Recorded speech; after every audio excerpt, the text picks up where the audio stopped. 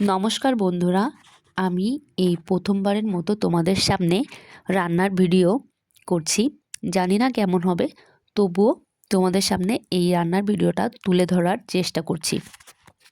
তো প্রথমেই আমি খাসির মাংস রান্না করব সেটার আয়োজন করেছি।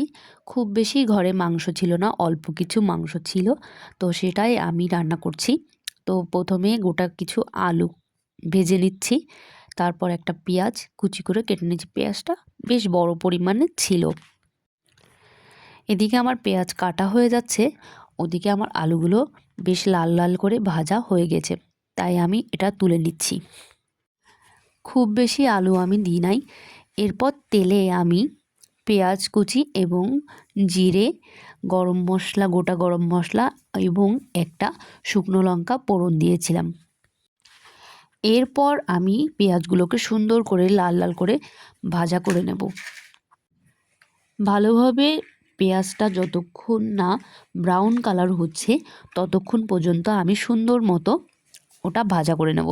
এখানে গুঁড়ো মশলা নিয়েছিলাম 1 টেবিল চামচ হলুদ গুঁড়ো, 1 টেবিল চামচ লবণ, জিরা গুঁড়ো, তারপর হচ্ছে শুকনো লঙ্কা গুঁড়ো, অল্প পরিমাণ ধনে গুঁড়ো এবং কিছুটা চিনি, গরম মশলা, এগুলো সবগুলো মিক্সড করে বাটিতে নিয়েছিলাম। এরপর আমি ব্লেন্ডারেও আদা রসুন এবং কিছু শুকনো লঙ্কা, কাঁচা লঙ্কা একসাথে বেটে নিয়েছিলাম।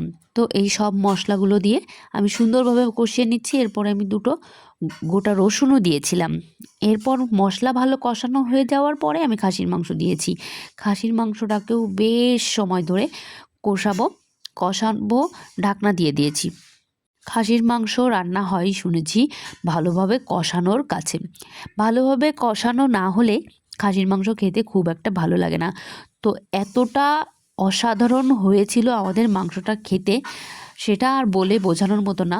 আমি খুব সুন্দর করে খাসির মাংস 2-3 বার কষিয়ে নিয়েছিলাম। কষিয়ে নেওয়ার পরে আমি আবার আলু দিয়ে দিয়েছিলাম। আলু দিয়ে আবার কিছুক্ষণ কষানোর পরে মশলাটা যখন একদম গামাখা ভালোভাবে কষে এসেছিল, তখন আমি প্রেশার কুকারে ওগুলো নিয়েছিলাম। প্রেশার কুকারে আগে আমি খুব একটা রান্না করতাম না। রিসেন্ট 2 দিন প্রেশার কুকারে মাংসটা দেওয়ার পরে মাংসটা এত সুন্দর সফট এবং নরম হয়ে যায়, বিশেষ করে খাসির মাংসের হাড়গুলো পর্যন্ত নরম হয়ে যায়। তো আমি এটার ফ্যান হয়ে গেছি। খুবই ভালো লাগে যখন প্রেশার কুকারে মাংসগুলো ভালোভাবে সিদ্ধ হয়ে যায় এবং একটা ফ্লেভারই আলাদা থাকে প্রেশার কুকারে মাংস দেওয়ার পর। এই জন্য প্রেশার কুকারটা এবার ইউজ করেছি। তো যাই হোক, দুর্দান্ত হয়েছিল খেতে। তবে এমনটা এর স্বাদটা হবে, আমি নিজের রান্না খেয়ে নিজেই বলছি, তো এমনটা হবে আমি কখনোই আশা করিনি। খুবই ভালো হয়েছিল খেতে। তো দেখো, এই যে প্রেশার কুকারে অলরেডি সিটি দিয়েছে, তো হয়ে গেছে আমার মাংসটা।